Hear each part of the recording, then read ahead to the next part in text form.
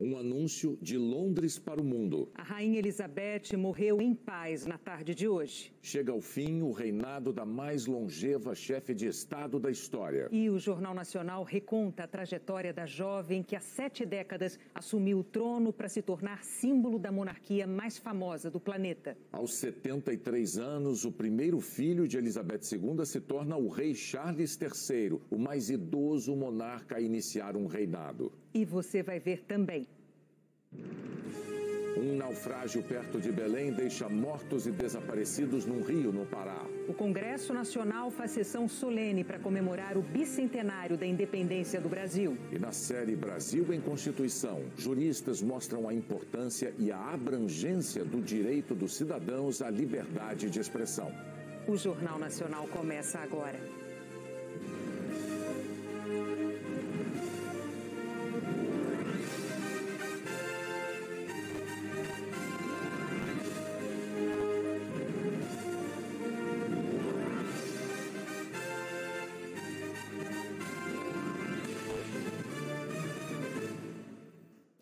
Morreu hoje aos 96 anos a rainha Elizabeth II.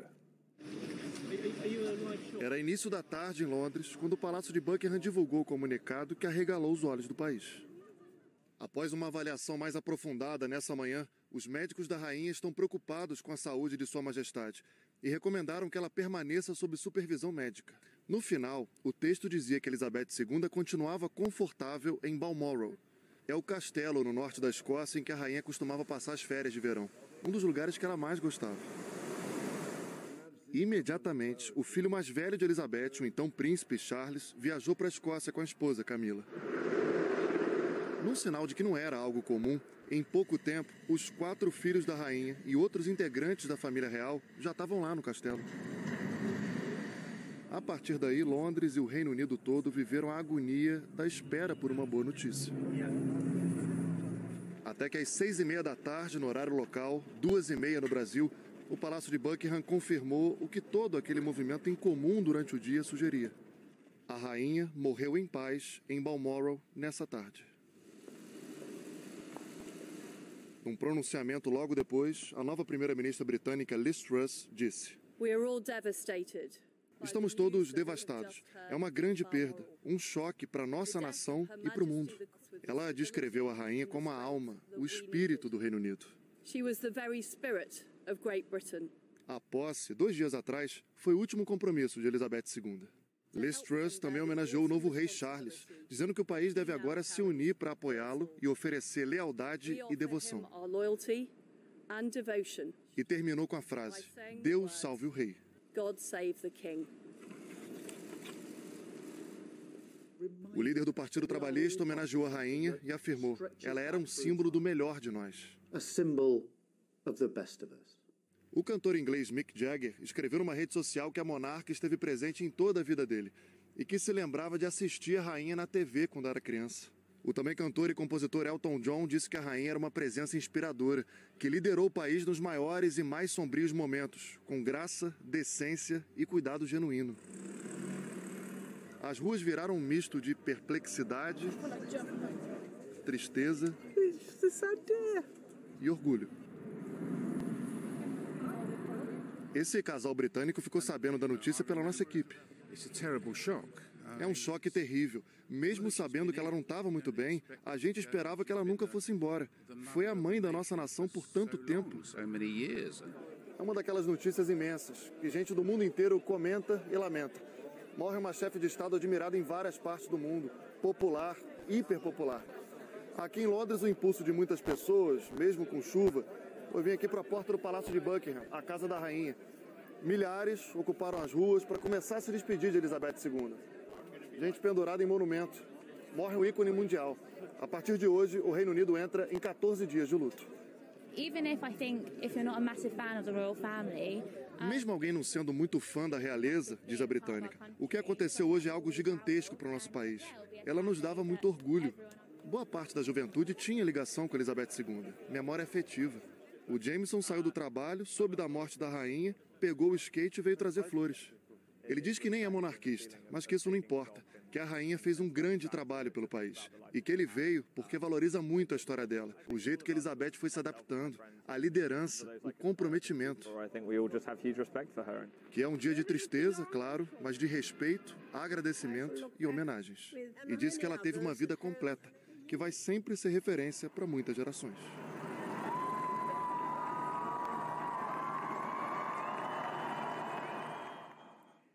Elizabeth II teve o reinado mais longo da história britânica. Na história da humanidade, foi a mulher que por mais tempo teve a posição de chefe de Estado e testemunhou as transformações do mundo ao longo de 7 décadas.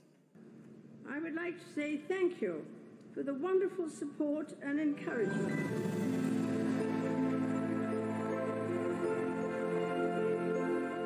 Lilibet, como era chamada pela família, cresceu no campo.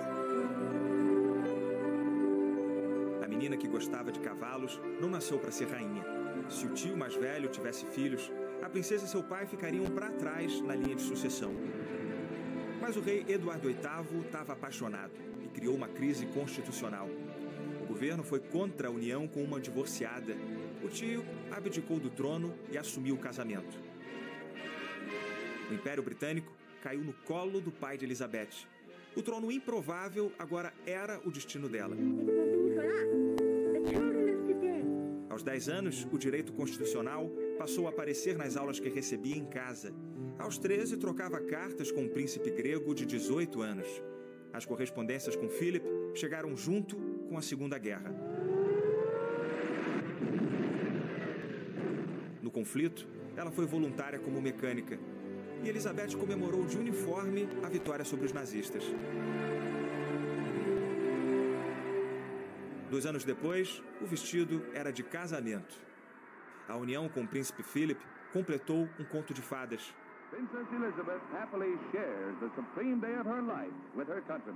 O Reino Unido só parou de sorrir com as tosses do rei fumante. George VI desenvolveu câncer de pulmão e morreu aos 56 anos. A jovem princesa virou rainha. A mulher que era filha, esposa e mãe prometeu dedicar a vida ao Reino Unido. Shall be devoted to your service. Elizabeth II entrou na abadia de Westminster 14 meses depois. A coroação, com mais de 8.000 convidados, foi transmitida ao vivo pela primeira vez.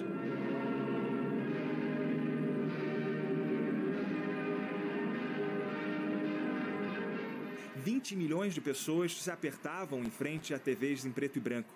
Mais de 3 milhões formaram um manto alegre nas ruas.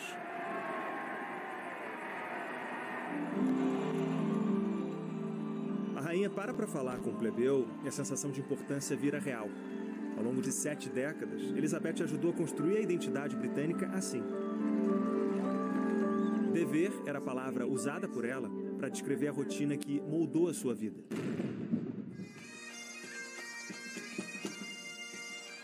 Viveu um eterno dia da marmota de cerimoniais,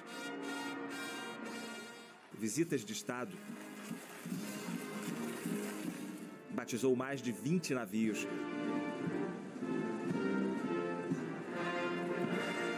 Comemorava sempre 2 aniversários por ano, o de nascimento e a festa oficial. How I will feel if people are still singing Happy Birthday in December remains to be seen. Como aquele primo chato, aquela tia engraçada, criança ansiosa, o discurso anual fazia de Elizabeth parte do Natal britânico. For many of you to see me in your homes on Christmas Day. Uma das mulheres mais conhecidas de todos os tempos, nunca precisou de passaporte. Ela visitou 117 países. A rainha se adaptou ao mundo, respeitou diferentes culturas, viu muralhas além de seus castelos. Assistiu à Guerra Fria, a das Malvinas, a queda do Muro de Berlim, a derrocada da União Soviética. Supervisionou a devolução das últimas colônias britânicas e testemunhou os conflitos nas Irlandas. Ela se reuniu com 15 primeiros ministros. Viu 7 papas e um deles desistir. Elizabeth resistiu. Na década de 80, o sensacionalismo virou sinônimo de família real. Elizabeth nunca jogou o jogo dos tabloides, mas os filhos foram notícia, especialmente em 1992. 3 dos 4 herdeiros se separaram. O choque maior, Charles e Diana. Para coroar, um incêndio arruinou o castelo de Windsor. Elizabeth chamou 92 de seu ano horrível. A tempestade maior foi em 97, a morte de Diana, princesa do povo. A rainha ficou com os netos longe dos olhos do mundo, mas o público, em busca de sinais de tristeza, não suportou a ausência. Pressionada, a rainha quebrou o silêncio 5 dias depois. O jubileu de ouro foi de luto. Em 2002, quando comemorava meio século de reinado, ela disse adeus para a irmã e para a mãe. O jubileu de diamante foi o contrário. Os 60 anos de trono foram só celebração.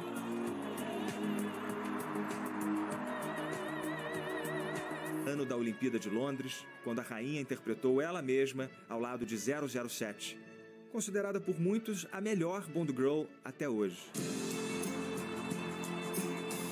O neto William e a duquesa de Cambridge devolveram a alta popularidade à monarquia. O casal teve 3 filhos. George, Charlotte e Louis são o futuro da coroa. A bisavó foi vendo a família crescer até o marido partir, em 2021.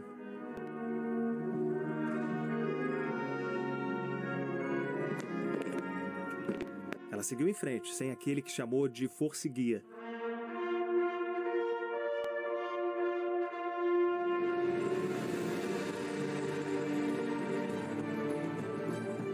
As imagens da mulher mais fotografada da história mostram o tempo passar. Quando ela veio ao mundo, o Reino Unido ainda era um império britânico. Assassinos eram enforcados, a diferença de classes era legal, a homossexualidade ilegal.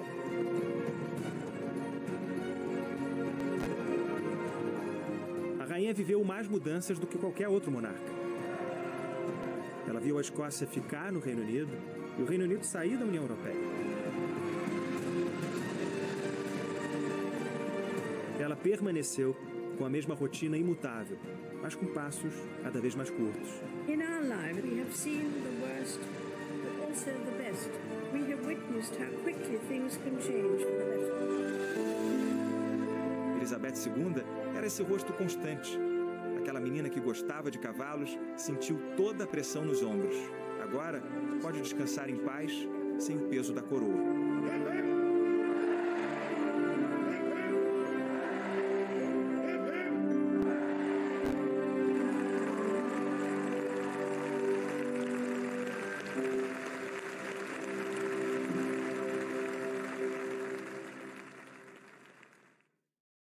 Mesmo antes da coroação, o filho mais velho da rainha já é, desde hoje, o rei, Charles III.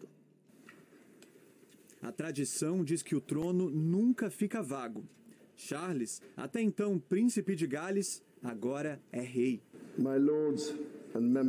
Ele é a pessoa mais velha a subir ao trono britânico em toda a história da família real. Nascido em novembro de 1948, hoje ele tem 73 anos. Charles tinha apenas 3 quando se tornou o primeiro da linha sucessória. Foi quando a mãe, a rainha Elizabeth, assumiu a coroa aos 25 anos de idade. Seu primeiro casamento foi com a jovem Diana Spencer, a Lady Di, que na época recebeu o título de Princesa de Gales. Com ela teve 2 filhos, William, que agora se torna o primeiro na linha sucessória britânica, e Harry. A separação de Charles e Diana aconteceu em 1992, depois de uma série de escândalos e acusações de traição. Desde 2005, ele é casado com Camilla Parker Bowles. Com a ascensão do marido ao mais alto cargo da realeza, Camilla receberia o título de princesa consorte, mas será chamada de rainha consorte, um pedido feito publicamente pela sogra, Rainha Elizabeth, em fevereiro deste ano. A partir de agora, o príncipe Charles se torna o rei Charles III. Foi esse o nome que ele escolheu para simbolizar o seu tempo à frente da coroa britânica. um de seus primeiros compromissos oficiais é uma audiência com a primeira-ministra Liz Truss. Nesse encontro, são definidos os principais planos para o funeral da Rainha Elizabeth. Nos próximos dias, um conselho ligado à família real deve proclamar oficialmente o nome de Charles como o novo rei na varanda do Palácio St. James. Em seguida, o monarca deve se encontrar com autoridades do governo e da Igreja Anglicana. No parlamento, homenagens serão feitas à rainha e as votações devem ser suspensas. Operação Unicórnio é o nome que foi dado aos planos logísticos para a morte da rainha na Escócia. Detalhes do funeral ainda não foram anunciados oficialmente. A expectativa é de que o corpo seja mantido por alguns dias em Edimburgo, passando pelo Palácio de Holyrood e pela Catedral de St. Giles. Também pode ter uma procissão na capital da Escócia, com a presença de integrantes da família real. Depois, o corpo deve ser levado para Londres. O caixão deve passar pelo Palácio de Buckingham e ficar exposto para um funeral público de 3 dias no Palácio de Westminster, dentro do parlamento. Um velório deve ser realizado na Abadia de Westminster, com participação de chefes de Estado de todo o mundo. Logo em seguida, o corpo segue para Windsor, onde será enterrado. Tudo será organizado sob o olhar do rei Charles III, o novo chefe de Estado do Reino Unido e de mais de 10 países da comunidade britânica, que inclui o Canadá, a Austrália e a Jamaica. No trono, Charles terá como maior desafio manter viva a instituição da coroa britânica, um legado conduzido cuidadosamente por sua mãe, uma das líderes mundiais mais populares da história. O correspondente Rodrigo Carvalho está em frente ao Palácio de Buckingham. Vamos falar com ele. Boa noite, Rodrigo. O que você relata para a gente aí já nesse início de madrugada de sexta-feira em Londres?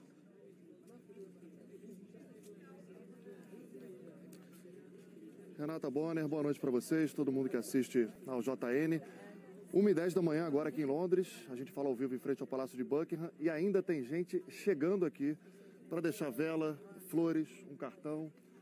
A Rainha Elizabeth II morreu. Muita gente vai repetir para si mesma essa frase hoje para assimilar esse 8 de setembro. Ela era a cara da estabilidade desse país. Homenagens aqui, mesmo de madrugada, e em outras cidades europeias. Por exemplo, a Torre Eiffel, em Paris, apagou as luzes. Elizabeth II vinha tendo problemas de saúde há um tempinho já. Chegou a cancelar compromissos públicos e eventos importantes. A gente acompanhou isso de perto aqui nos últimos meses.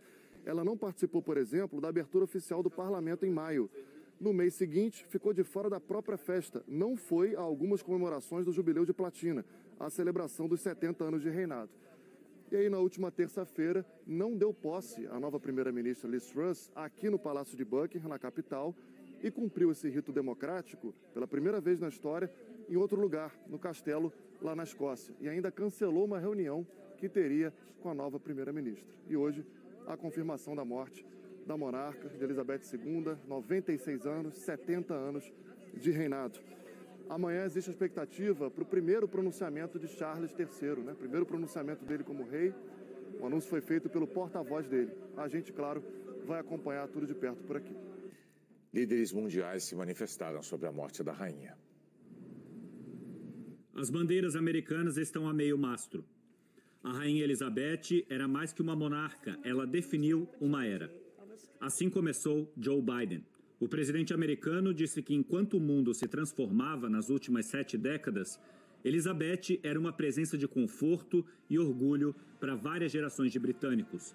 Os que a ouviram como princesa falando na rádio, os que assistiram pela TV sua coroação e os que acompanharam o jubileu de seus 70 anos de reinado na tela do celular. Biden se referiu a ela como uma chefe de Estado de constância e dignidade incomparáveis. Lembrou os encontros com a rainha e de como ela recebeu 14 presidentes americanos. Ex-presidentes americanos expressaram suas condolências.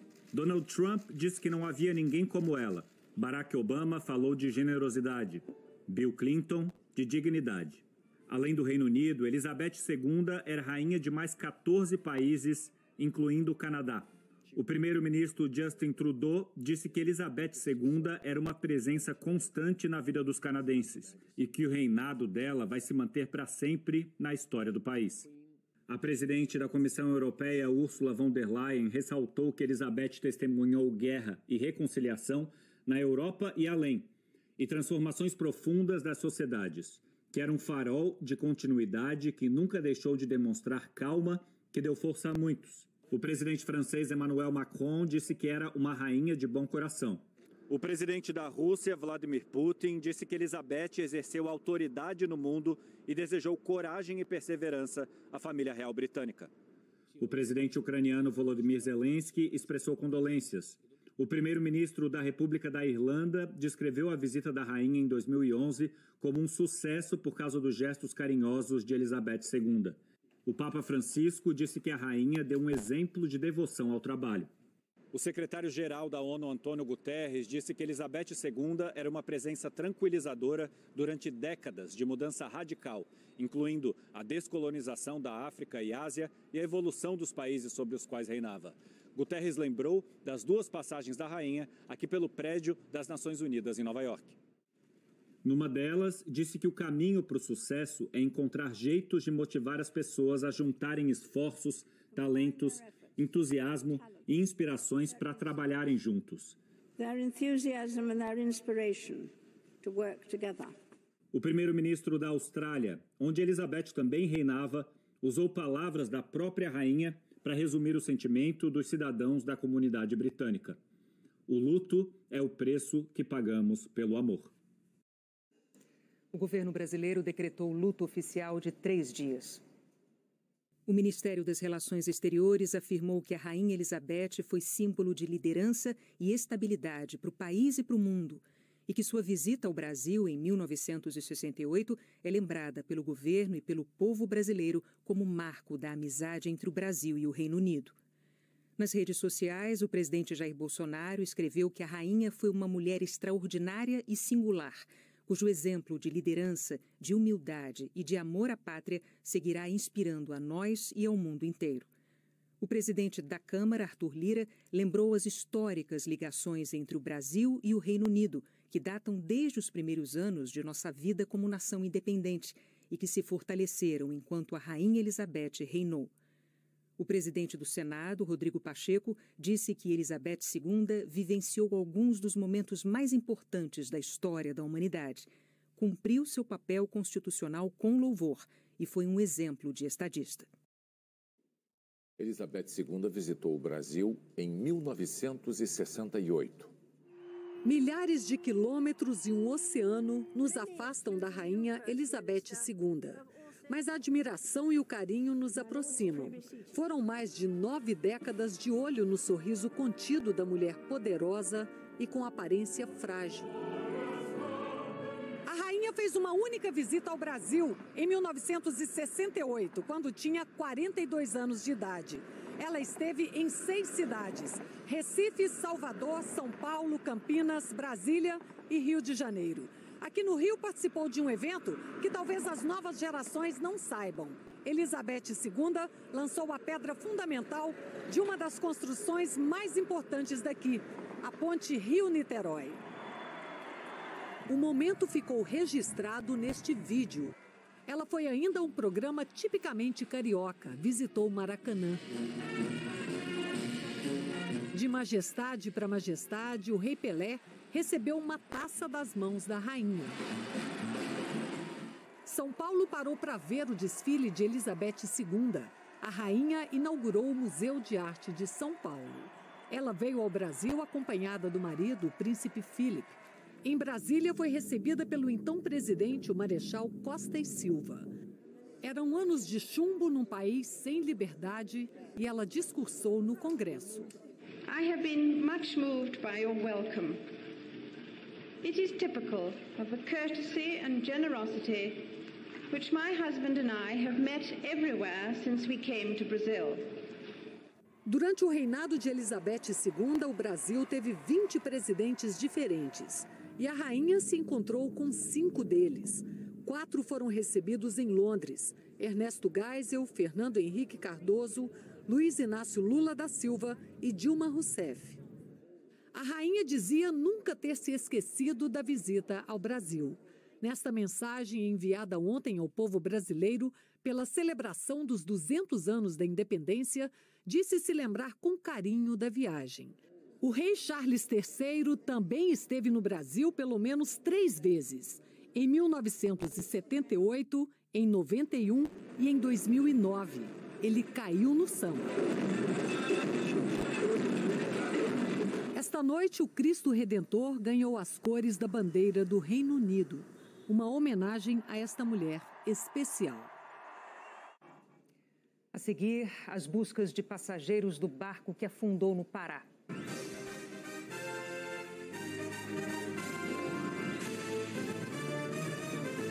De uma embarcação clandestina no Pará já tem 11 mortes confirmadas. 8 pessoas ainda estão desaparecidas. Essas imagens mostram muita água entrando na embarcação Dona Lourdes, um pouco antes do naufrágio. Passageiros em pânico se jogaram na Baía do Marajó. Alguns não usavam coletes salva-vidas. Muita criança e muito idoso dentro da lancha. A lotação foi total. A embarcação saiu às 5 horas da manhã de Vila do Camará, em Cachoeira do Arari, Ilha do Marajó, no Pará. O destino era Belém. A viagem tinha previsão de duração de cerca de 3 horas, mas o barco naufragou em frente a uma praia da ilha de Cotijuba, faltando cerca de 20 minutos para o fim do trajeto. Sobreviventes contaram que chegaram até a praia com a ajuda de ribeirinhos. O primeiro socorro que eu consegui fazer foi de uma criança que trouxeram para a unidade. A criança de 2 anos que a Caroline tentou salvar era a neta da Dona Diva. A menina não resistiu. Ela lutou muito, mas depois perdi minha neta. Os sobreviventes foram trazidos para esta escola. Aqui receberam água, comida e atendimento médico. O local também serviu de ponto de apoio para quem chegava em busca de notícias de parentes desaparecidos. Eu estava dentro do barco. Espero que eles tenham saído. A Secretaria de Segurança Pública do Pará montou uma força-tarefa para localizar os desaparecidos. A Agência de Regulação e Controle dos Serviços Públicos do Pará informou que a M. Souza Navegação, empresa responsável pela embarcação Dona Lourdes, já tinha sido notificada porque não tem autorização para transportar passageiros e que a viagem partiu de um porto clandestino. Segundo a Secretaria de Segurança Pública do Pará, 82 pessoas viajavam no barco. Um dos desaparecidos é o avô da Elusa, de 85 anos. Ele mandava eu ir embora para me cuidar da minha filha. As buscas recomeçam amanhã de manhã. O dono da empresa responsável pela embarcação, Marcos de Souza Oliveira, estava a bordo e sobreviveu, mas ainda não foi encontrado pela polícia. A Justiça do Rio suspendeu a prisão preventiva de Marcelo Benevides da Silva. Ele tinha sido preso por assediar a repórter da ESPN, Jéssica Dias, no momento em que ela estava trabalhando ao vivo. E Jéssica disse à polícia que Marcelo Benevides da Silva já a havia ofendido antes e tentado beijá-la. Ele é oficial de justiça. Durante o processo, Marcelo Benevides da Silva não poderá manter contato com a vítima e com testemunhas, nem ir a jogos do Flamengo. A defesa dele não se pronunciou. O Brasil caiu 3 posições no ranking de desenvolvimento humano da ONU. É agora o número 87 em quase 200 países. Nos últimos 2 anos, o índice piorou em todo o planeta, mas o do Brasil recuou mais do que a média por causa do número de mortes na pandemia. O IDH leva em conta a expectativa de vida, a escolaridade e a renda. O Congresso Nacional fez hoje uma sessão solene em homenagem ao bicentenário da independência do Brasil. Representantes de mais de 50 países compareceram, entre eles os presidentes de Portugal, Guiné-Bissau e Cabo Verde. Os ex-presidentes José Sarney e Michel Temer marcaram presença. Fernando Collor, Fernando Henrique Cardoso, Luiz Inácio Lula da Silva e Dilma Rousseff justificaram a ausência e cumprimentaram o Congresso Nacional pela sessão em homenagem ao bicentenário da independência do Brasil. Pouco antes do início da cerimônia, O Palácio do Planalto informou sem explicação que Jair Bolsonaro não iria mais. Na hora da sessão do Congresso, ele conversava com apoiadores no Palácio da Alvorada. Fafá de Belém, que cantou nos comícios das Diretas Já, entoou o hino nacional. E o sol da liberdade em raios fugidos brilhou no céu da pátria nesse instante. O presidente do Senado, Rodrigo Pacheco, do PSD, destacou as conquistas do Brasil nesses 200 anos de independência e a contribuição do Congresso com a aprovação de leis que promoveram o avanço da sociedade e da nação. Pacheco afirmou que o atual momento do Brasil exige respeito às divergências. Lembro que daqui a menos de um mês, os brasileiros e brasileiras vão às urnas praticar o exercício cívico de votar em seus representantes. E o amplo direito de voto, a arma mais importante de uma democracia, não pode ser exercido com desrespeito, em meio a discurso de ódio, com violência, com intolerância em face de quem é diferente. O presidente da Câmara, Arthur Lira, do Progressistas, afirmou que o voto consciente fortalece a democracia. Destaco, portanto, a chance de os cidadãos brasileiros, por meio do seu voto consciente, fortalecerem nossa democracia e este parlamento, de modo que ele continue a exercer a importante tarefa de acolher diferentes aspirações e transformá-las em balizas coletivas. Diretrizes que beneficiem toda a sociedade, de modo justo e equânime, e contribuam para o desenvolvimento deste país. O presidente do Supremo, Luiz Fux, também enalteceu a força das instituições e destacou que, apesar das adversidades, o Brasil se consolidou como nação democrática e ressaltou a independência dos poderes. Ontem, nenhum dos chefes do Legislativo e do Judiciário compareceu ao desfile de 7 de setembro, que acabou sendo usado pelo presidente Bolsonaro para fazer propaganda eleitoral. Hoje, depois da sessão, Rodrigo Pacheco lamentou a ausência de Bolsonaro e criticou a mistura do ato cívico-militar com política partidária. Eu considero que há dois momentos do 7 de setembro de ontem. O desfile cívico, que é a solenidade em que se celebra o bicentenário da independência, no 7 de setembro, e depois os desdobramentos que têm um cunho naturalmente político, eleitoral, em torno do presidente da República. Como não havia uma clareza de minha parte do que era um momento e o que era outro, se eles se misturariam, a minha preferência foi não participar do evento, porque, de fato, não vou externar nenhum tipo de manifestação de cunho político eleitoral. Respeito ambas as situações, desde que elas sejam independentes. O que não se pode, de fato, é aproveitar o desfile cívico e a comemoração cívica para a política partidária. O PDT entrou com uma ação no Tribunal Superior Eleitoral para que o presidente Jair Bolsonaro seja investigado por abuso de poder político e econômico nos atos de 7 de setembro.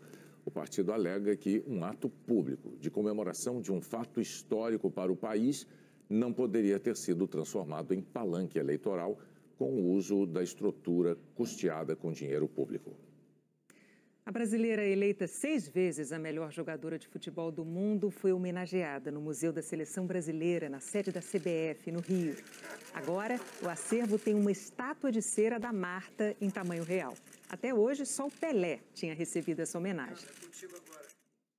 O paulista Felipe Toledo é o campeão mundial de surf de 2022. Na etapa final da temporada, na Califórnia, ele venceu o potiguar Ítalo Ferreira. É o primeiro título mundial do Felipe. A seguir, o estrategista da campanha do ex-presidente Donald Trump se entrega à justiça americana.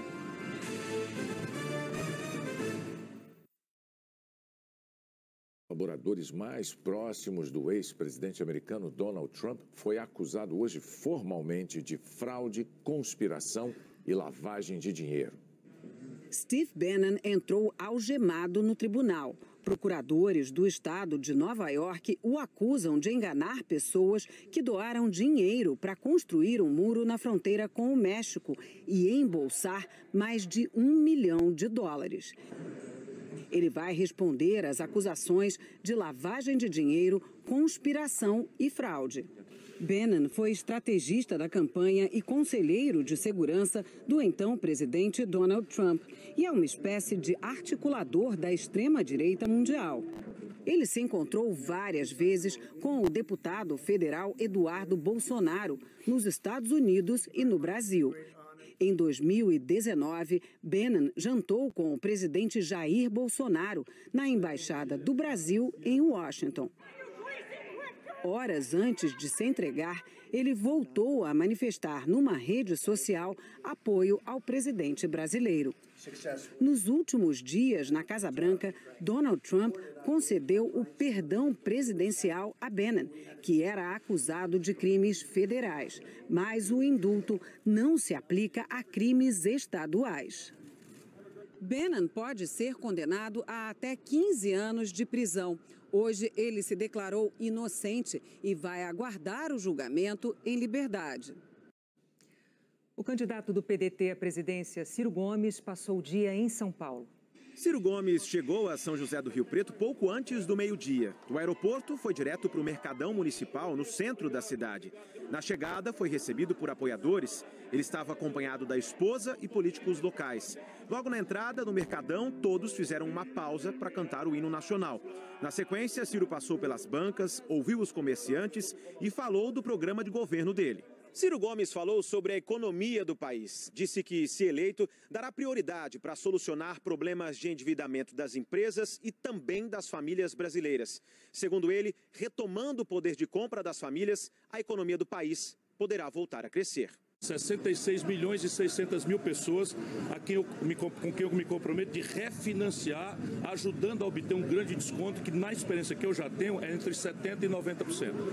O saldo que fica dá R$ 1.400 por devedor, que eu financio em 40 meses, isso fica perto de R$ 30 a prestação, mesmo cobrando um juro absolutamente moderado. Simone Tebet, do MDB, fez campanha em São Paulo e Mato Grosso do Sul. O primeiro compromisso do dia de Simone Tebet foi em Dourados, na Associação Comercial e Empresarial da cidade. A candidata disse que é preciso fortalecer a segurança pública na região de fronteira. Também falou sobre saúde e defendeu regionalizar o atendimento. Nós precisamos regionalizar a saúde pública no Brasil, pegar mais ou menos 400 regiões pelo Brasil todo, regionalizar e garantir que o financiamento do governo federal, de repasses federais, venham mais forte e mais rapidamente para os estados e municípios. Dessa forma a gente otimiza, a gente pega o mesmo dinheiro e acaba fazendo mais, agilizando esse atendimento e serviço. À tarde, Simone Tebet veio aqui para o interior de São Paulo. A candidata do MDB visitou esta maternidade pública em Araraquara, região central paulista. Ao lado de políticos locais, Simone Tebet conheceu o trabalho da maternidade, referência no parto humanizado, e disse que pretende replicar a experiência em todo o país. Luiz Inácio Lula da Silva, do PT, escolheu o Rio de Janeiro para fazer campanha hoje. Luiz Inácio Lula da Silva chegou ao centro de Nova Iguaçu no início da noite, acompanhado da ex-presidente Dilma Rousseff, de dirigentes do partido e políticos locais. Nova Iguaçu é o quarto maior colégio eleitoral do estado do Rio e o segundo da Baixada Fluminense. Antes dos discursos, todos cantaram o hino nacional. O candidato Lula foi o último a falar. Disse que vai trabalhar para recuperar o poder de compra do salário mínimo. Lula disse também que, se for eleito, vai investir na educação de crianças e adolescentes. Nós vamos fazer um sistema de escola integral para toda criança ficar na escola o dia inteiro. Nós vamos criar um país solidário, um país humanista, um país fraterno, onde nunca mais uma mulher vai dormir vendo seu filho com a barriga vazia. O candidato à reeleição, Jair Bolsonaro, do PL, não teve atividade pública de campanha. Soraya Tronic, do União Brasil, passou o dia em São Paulo. Soraya Tronic se reuniu com representantes do movimento Agenda 227, coordenado por organizações da sociedade civil para defender os direitos de crianças e adolescentes. Ela se comprometeu, se eleita, a priorizar políticas públicas de combate à fome e à violência contra menores. A candidata apresentou propostas para combater a evasão escolar e o déficit no aprendizado, agravados pela pandemia.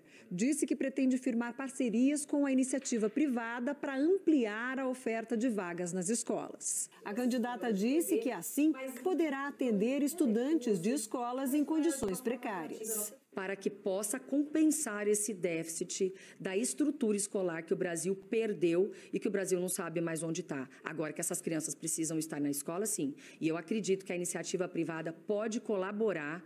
O Estado vai pagar, é óbvio, mas nós temos que devolver essas crianças para a escola, urgentemente. Felipe Dávila, do Novo, também fez campanha na capital paulista.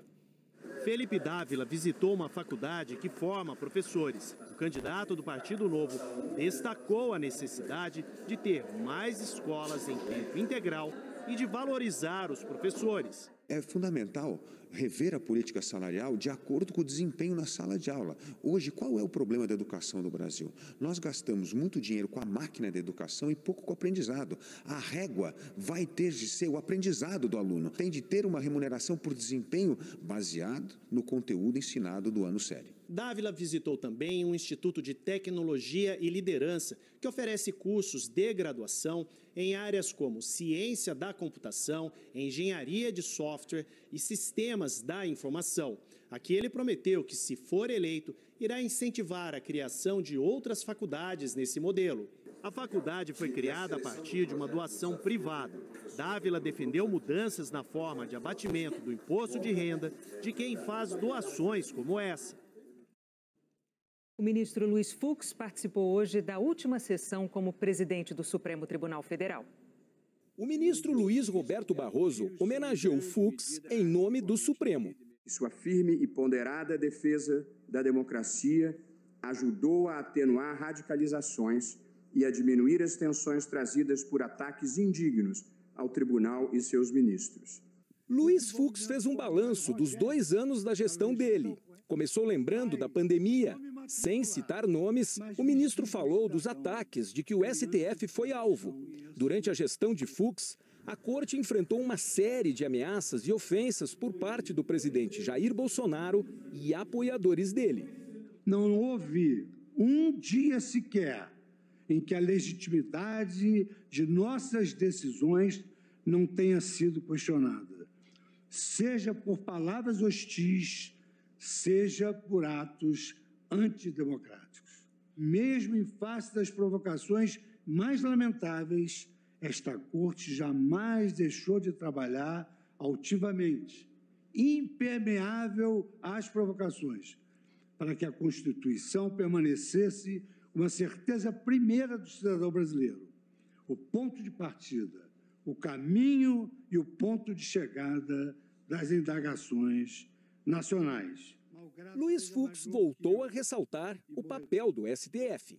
Daqui a algumas épocas, eu tenho a convicção de que as nossas e as próximas gerações, mais distanciadas das paixões que inebriam os nossos dias, olharão para trás e reconhecerão a atuação do Poder Judiciário em prol da estabilidade institucional da nação, da proteção dos direitos humanos e da guarda da democracia. Fux, que também presidiu o Conselho Nacional de Justiça, destacou ações como a criação do Observatório dos Direitos Humanos e de mecanismos para combater a violência contra mulheres e defender minorias como a comunidade LGBTQIA+, e os indígenas. Ele citou ainda que a informatização permitiu reduzir custos do judiciário. No fim, o ministro reafirmou o compromisso do Supremo com o povo brasileiro e a Constituição. Nos lembramos sempre do nosso compromisso como juízes brasileiros de concretizarmos o ideário da Carta Maior, que é o nosso combustível, a saber, a erradicação de todas as desigualdades. Na próxima segunda-feira, o ministro Luiz Fux vai transferir a presidência do STF para a ministra Rosa Weber. Ela ficará no comando da corte por pouco mais de um ano, até 2 de outubro do ano que vem. A ministra vai completar 75 anos de idade e, por isso, terá que se aposentar, como manda a Constituição. A seguir, a importância e a abrangência do direito à liberdade de expressão.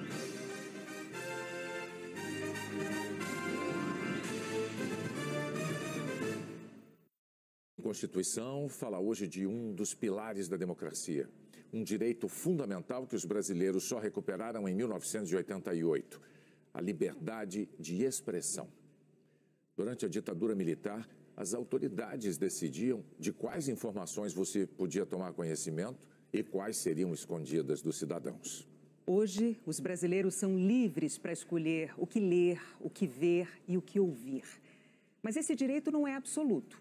Ele deve ser exercido em sintonia com outros direitos fundamentais. Mentira e crimes de ódio, por exemplo, não têm a proteção da Constituição.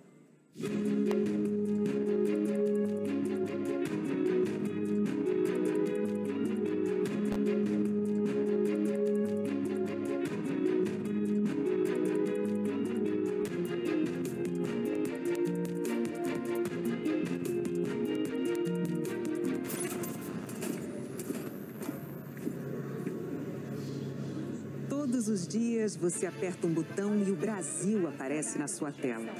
O acesso de todos à informação de qualidade é fruto do trabalho do jornalista. Esse profissional que busca as fontes, checa os fatos, vai onde a notícia acontece. Só que iluminar os fatos pode incomodar autoridades e governantes que muitas vezes preferem agir nas sombras e no silêncio dos gabinetes. Ao longo da história, os inimigos da democracia buscam constantemente intimidar e calar a imprensa. As tentativas de deturpar a realidade e omitir informações levam até a atentados contra a integridade física dos jornalistas. E é sempre importante lembrar que um país censurado não enxerga a si mesmo. O contrário da censura é a liberdade de expressão. Esse direito fundamental que está garantido no artigo 5º da Constituição. O inciso 4 diz: é livre a manifestação do pensamento, sendo vedado o anonimato.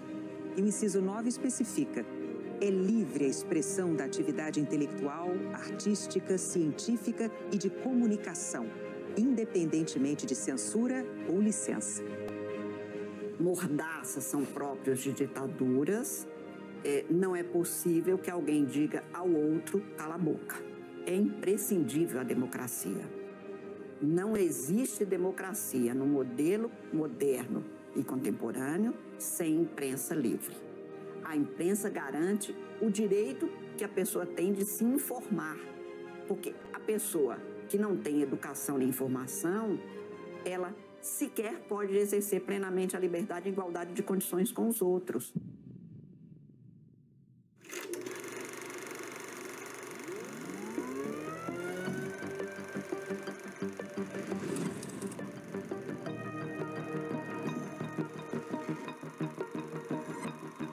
Imagens que não envelheceram.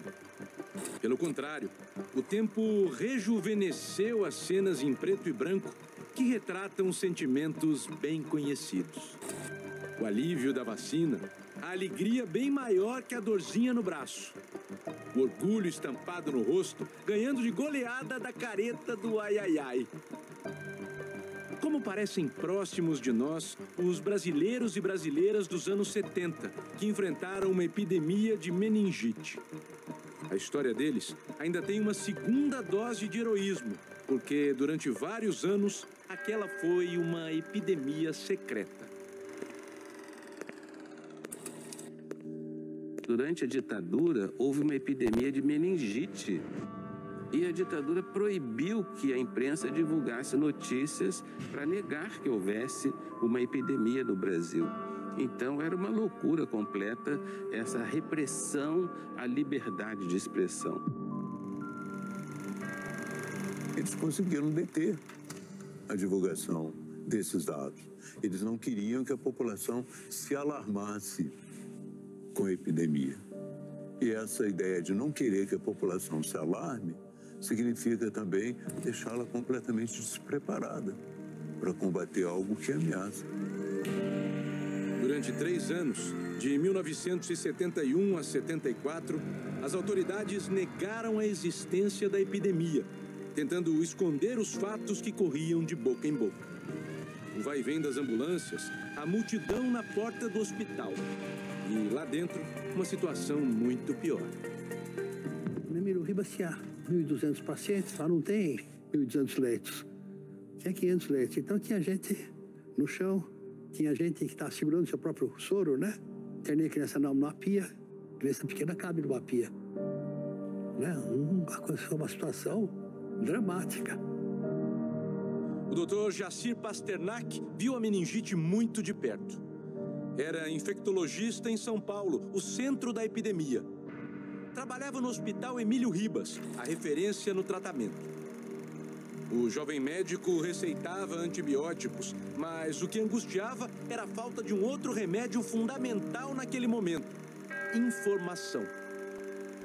A falta de divulgação foi ruim, matou muita gente, com certeza, por falta de, não só de divulgação, como de organização. O importante não é preservar a vida das pessoas, o importante era preservar o regime e não, aspas, gerar pânico.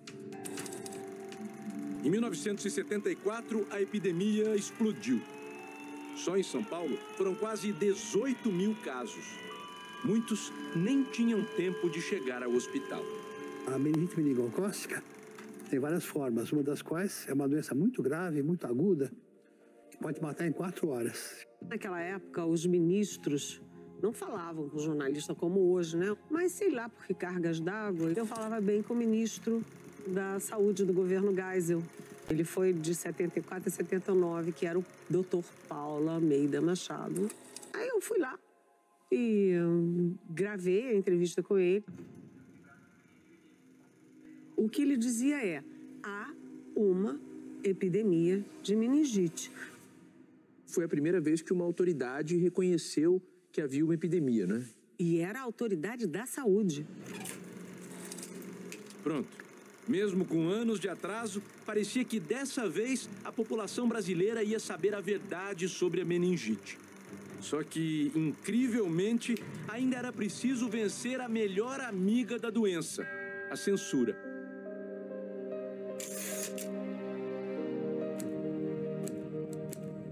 E eu escrevi a entrevista, o ministro da Saúde admitindo a epidemia. Eu ainda estava escrevendo, ela já estava censurada, ela foi censurada. O censor não estava censurando só a Eliane Cantanhede, que era uma garota, a revista Veja, e nem mesmo a imprensa, ele estava censurando o ministro da Saúde. Porque falar que tem uma epidemia contra o regime. O censor, em certa medida, estava censurando o próprio presidente da República, o próprio Geisel. Eles ficavam dentro das redações achando que eles podiam tudo. 50 anos depois, eles não estão mais aqui.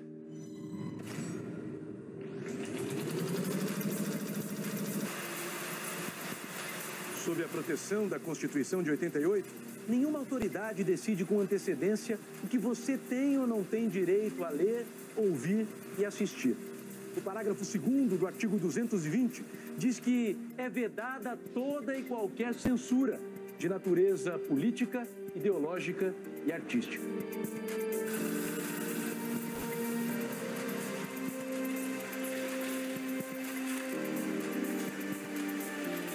Se a pandemia da Covid impôs a todos nós um tempo de muito sofrimento, os grandes problemas tiveram soluções inéditas e a informação chegou.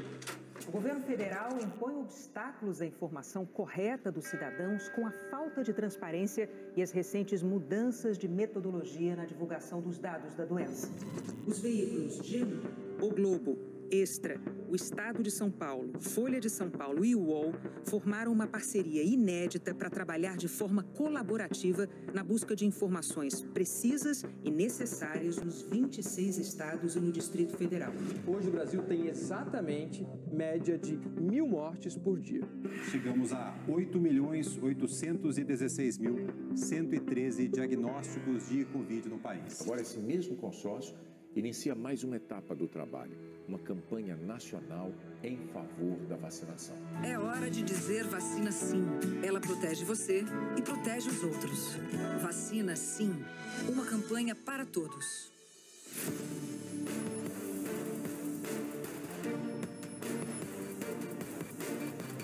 Passado e presente conversam e concordam. A fila da vacina é o melhor caminho. O Brasil só se livrou da meningite nos anos 70, quando o governo reconheceu a epidemia e comprou milhões de doses de uma vacina que tinha sido recém-descoberta. Era uma vacina que tinha sido testada na África. Em 75 houve a grande campanha de vacinação, que foi uma coisa monumental. O Geisel se vacinou, os ministros se vacinaram. Mais uma vez, ministro. Assim, não é só para eles se salvarem. Era o exemplo que vem de cima. É impressionante a semelhança do vírus com a mentira. Uma ajuda o outro a se propagar. As fake news são notícias falsas. Elas estão fora do campo da liberdade de expressão. Elas são pré-excluídas da Constituição. Elas não se identificam, as fake news, nem com liberdade de pensamento, nem de informação, nem de expressão.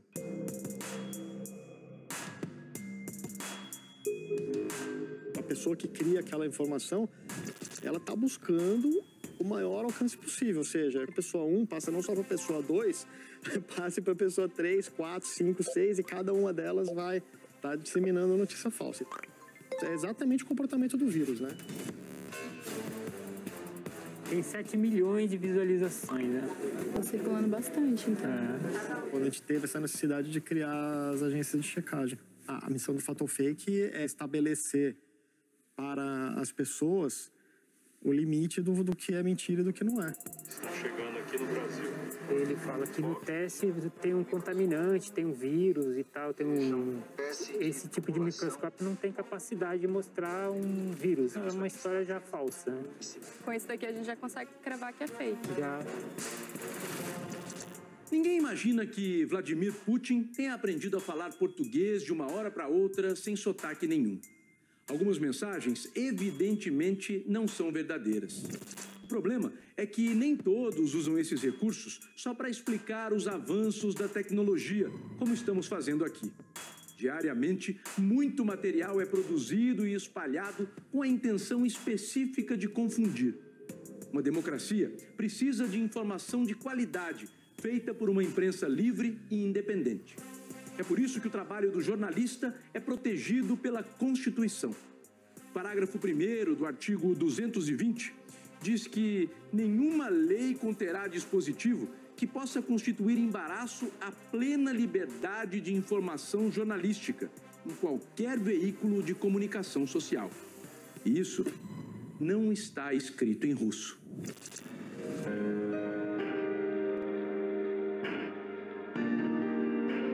Cada vez mais agora cresce o papel do jornalismo profissional, do jornalismo objetivo, do jornalismo que vai buscar os fatos, do jornalismo que tem compromisso com a verdade. A liberdade de expressão, que é a liberdade de imprensa, a liberdade de criação artística, a liberdade que todo mundo tem de emitir a sua própria opinião, onde o passado condena, nós temos que ter muita preocupação em proteger a liberdade de expressão.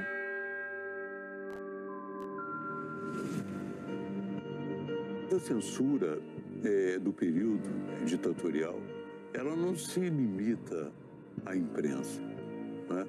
Era uma censura que se estendia muito à produção cultural. A censura tinha proibido os versos de Cálice. Cálice, cálice. Pai, afasta de mim esse cálice. O som desaparece. Meu som! Alô? Alô, alô, alô? A televisão também não escapou dos censores. Estas cenas dos primeiros capítulos de Roque Santeiro, de 1975, não puderam ser exibidas. É a Praça Roque Santeiro.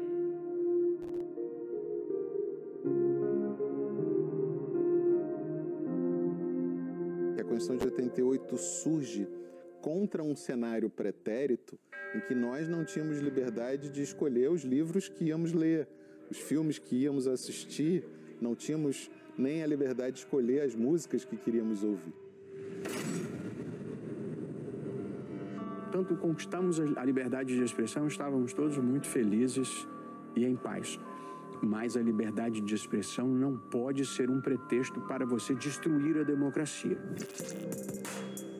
A tecnologia vai mudando, mas os princípios fixados em 1988 não envelhecem. A Constituição nunca protegeu mentira e nem crime de ódio. Isto não é expressão de liberdade. Isto é expressão tomada como prática de um crime, de um delito. E essa é a distinção que precisa muito ser feita. Uma faca na mesa do seu almoço é perfeitamente legítimo e eu tenho que garantir que você possa comer com talheres, de maneira civilizada. Se você usar essa faca para atingir a garganta de outra pessoa, ferindo ou até matando, esta faca é um instrumento de crime. Qual a novidade? Tudo que não se imagina é que um instrumento tão transformador e revolucionário como a internet se converta num artefato que venha a liquidar com as democracias ocidentais. A nossa Constituição democrática já trouxe com ela a vacina da democracia. A liberdade de imprensa é a base da democracia. Sem imprensa livre não há democracia. É simples assim, é uma importância visceral. Graças à Constituição, o Brasil é um país livre para se olhar no espelho todos os dias.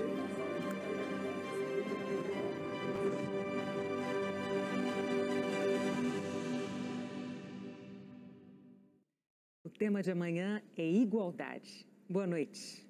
Boa noite. Até amanhã.